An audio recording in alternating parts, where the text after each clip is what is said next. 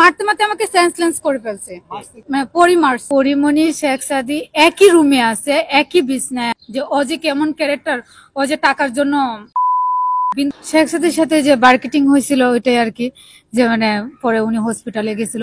ও মাই god, এবার পরিমণি আর শেখ সাদির বিয়ের তথ্য ফাঁস করলো পরিমণির কাজের মহিলা। হ্যাঁ ভিউয়ার্স, পরিমণির সাথে সাদির কি সম্পর্ক এবং তারা কিভাবে একে অপরের সাথে মেলামেশা করে সবকিছুই প্রকাশ্যে এনেছে এই কাজের মহিলা পিঙ্কি আক্তার। আরও প্রকাশ্যে এনেছে পরিমণি ঈদের আগের দিন কিভাবে হাসপাতালে ভর্তি হয়েছিল সেই তথ্য।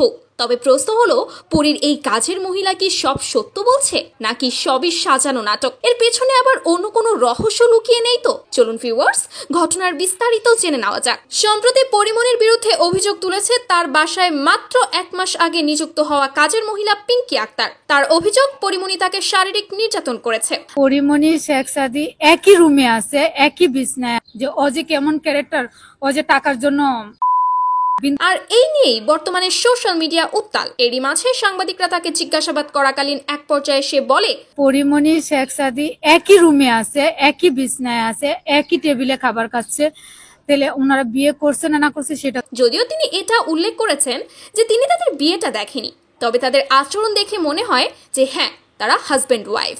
শুধু তাই নয়, পরিমণির এই কাজের মহিলা পিঙ্কি আক্তার আরও বলে যে সাদি নাকি ঈদের আগের দিন পরিমণিকে মেরে হাসপাতালে পাঠিয়ে দিয়েছিল। পিঙ্কি আক্তারকে মারার পর পরিমণি নিজেই নাকি তার মাথায় হাত বুলিয়ে বলেছিল যে সাদি নাকি ঠিক এইরকম ভাবেই তাকে মেরেছিল, ঠিক যেরকম ভাবে সে পিঙ্কি আক্তারকে মেরেছে। এভাবেই পিঙ্কি আক্তারের মাধ্যমে একের পর এক পরিমণির সব গোপন তথ্য বেরিয়ে আসছে।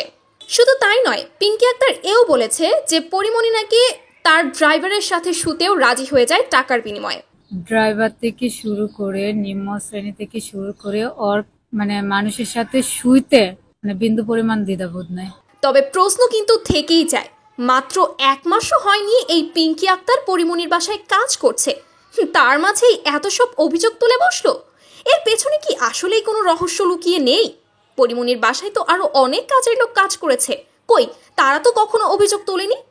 এটা সত্য যে পরিমণি একটু গালিগালাজ বেশি করে, একটু রকচটা, কিন্তু তাই বলে তার বিরুদ্ধে এমন সব অভিযোগ উঠেছে, এগুলো কি সত্যই সত্য ঘটনা?